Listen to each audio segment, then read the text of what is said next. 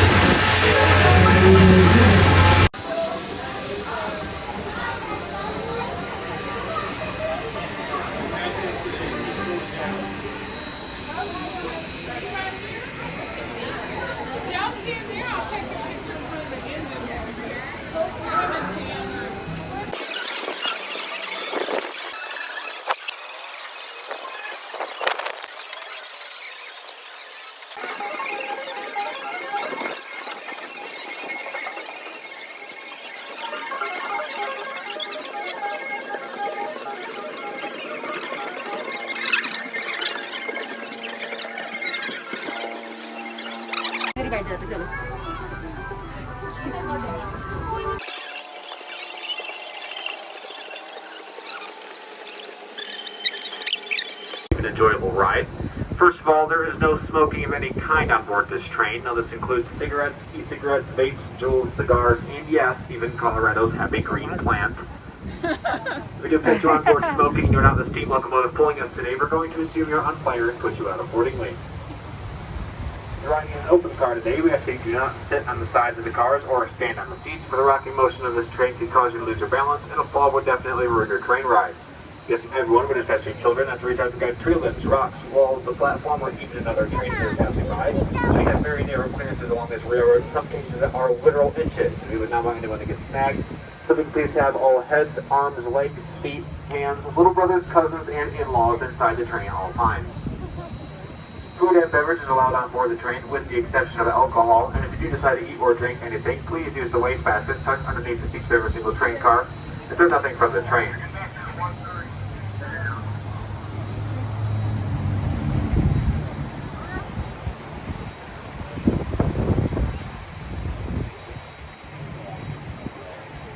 Between these cars. Should you have any questions along your ride, please feel free to ask your train crew. Your brakeman today is Shane, and I'm your conductor, Caden. We'd be happy to answer any questions you may have about this railroad, the rich mining history of the valley, or even just your Colorado travels. And with that said, we are just about to secure this train for departure, and we'll be on our way. So welcome aboard the Georgetown Loop. We hope you enjoy your ride. We have a few hundred feet of extra track in this direction, and we want to give you a complete ride on our railroad. Wow. We also want you to experience the loop in the Georgetown Loop, and the only way to do that is to go on the bridge on the track we're on now. We'll go up and over the track as we cross the bridge, and then exactly loop over itself. If you take a good look at this bridge, this is a very near replica of the original. The original bridge was built in 1883, one of the patent drawn up, and it cost $350,000. There's quite a ton of money back there. The bridge you take advantage of 100 years after the original is 1983 and 1984 out of modern heavy-duty steel, and it cost us $1 billion. Now this bridge is at least 5 times as strong as the original, which is a good thing, because the old-timers would say that the original bridge was noticeably dipped in the middle and sway when trains crossed over it. I was promised to folks this modernized heavy-duty bridge will not sway as much. So in just a moment, we'll be arriving at the end of our track, and we'll start our uphill ride with Silver Flume. For the rest of the uphill ride, I'll turn the microphone off so you can enjoy the natural sights and sounds of the Clear Creek Valley, and let our steam engine number 111 do most of the talking. I'll be back on the microphone to address you once we get closer to Silver Flume, but until then, enjoy your ride over the Georgetown Loop. Also, one last note is that your train crew will be walking the train on this uphill ride in order to validate everyone's tickets, so if you could please get those little gold tickets out ready for the train crew, we would appreciate it. Again, please get your tickets out for the train crew.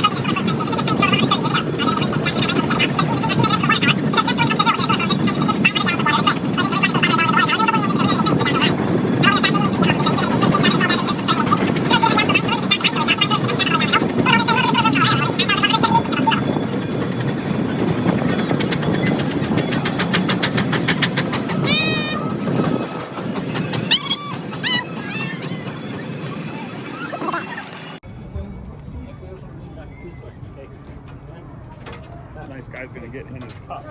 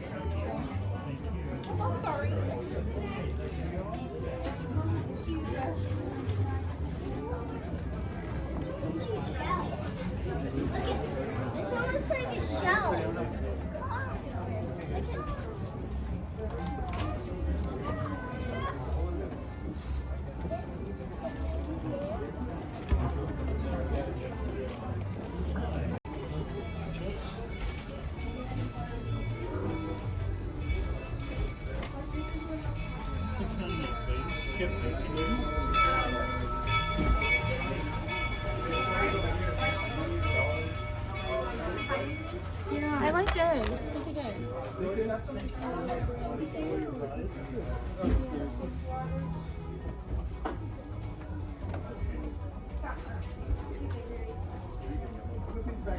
Did you see those, Maida? They're like little bottles. Which ones? Behind you, they have like they have like birthstones and stuff like that. But they're too tiny. It's way too small.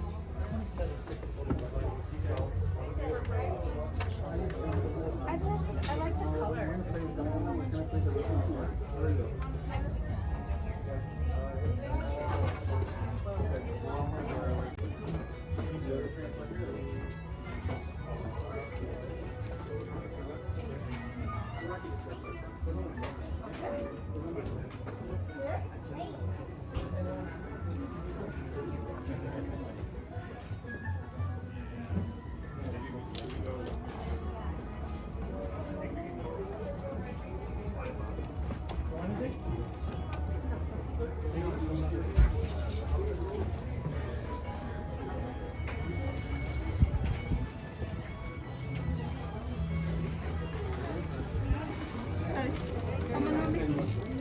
Oh, look at this.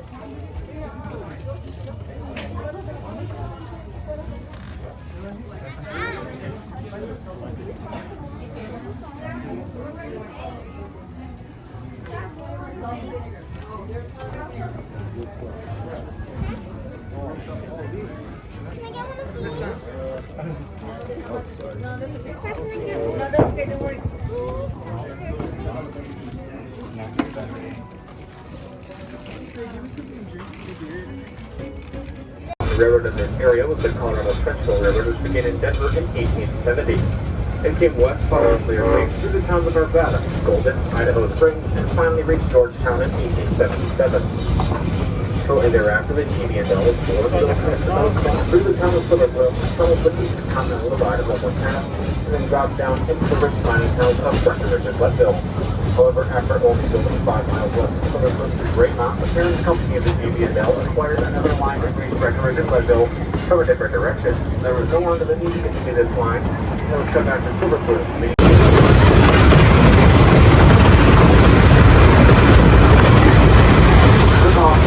To the left, just by the interstate, you can see Clear Creek tumble down to the Georgetown Valley.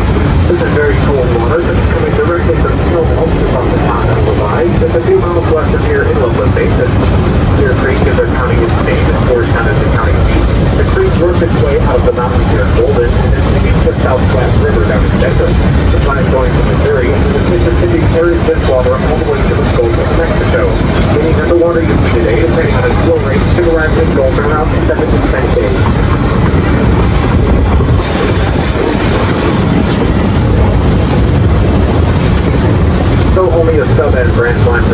this railroad was extremely profitable in its early days, bringing minor effects to the mountain communities and taking the rich goldens of the ore at the golden endeavor mill to be processed.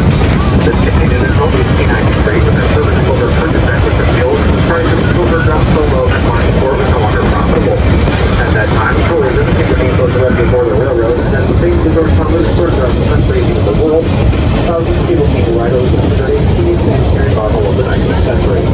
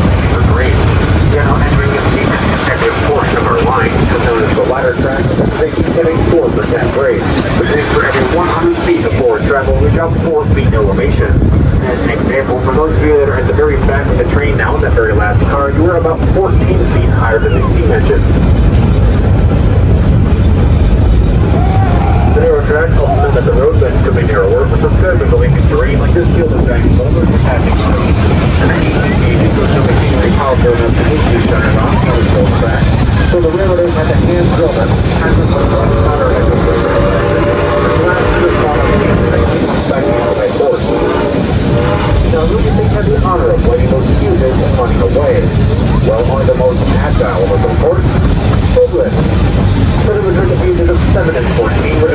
the river companies known as powder monkeys, and due to their natural speed and ability, they will want to light their fuse and run away, or see a granite keep raining down upon them. They were created on this day, just 50 to 75 cents a day, which back then was actually quite good money.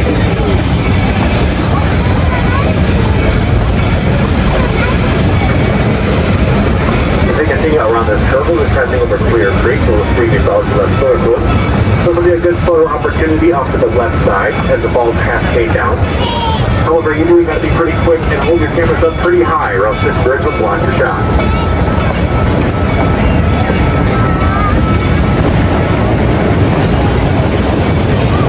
As the people around this curve, we were entering a cut in the mountainside where you can see these rock retaining walls on either side. These walls are built with the 1880s for the Cornish miners without the use of mortar or cement, meaning that these walls being held on by friction and gravity alone, much like a jigsaw puzzle. This method is known as dry stoning or dry stacking, and these walls have been standing for over 130 years, which is a real testimonial to those workmen. Having required little to no maintenance over time, the only thing he's done anytime recently was add these metal retaining bolts about 60 years ago after the construction of the interstate to ensure that this wall doesn't collapse into the railroad.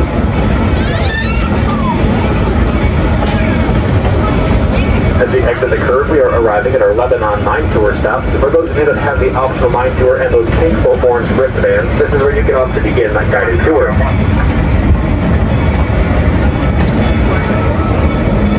So please check to make sure that you have all of your personal belongings with you before you depart the train. Please wait until the train comes to a complete stop as indicated by a single blast on the whistle to indicate that the train has stopped and no longer moved. And please have those wristbands out and visible for the mine guides to quickly cut you off. If you are not on the mine tour, please stay on board the train. This is not yours. For those of you departing on the mine tour, the ramp is coming down and you will be free to disembark the train. Once again, please have those wristbands out and visible for the mine guides to count you off.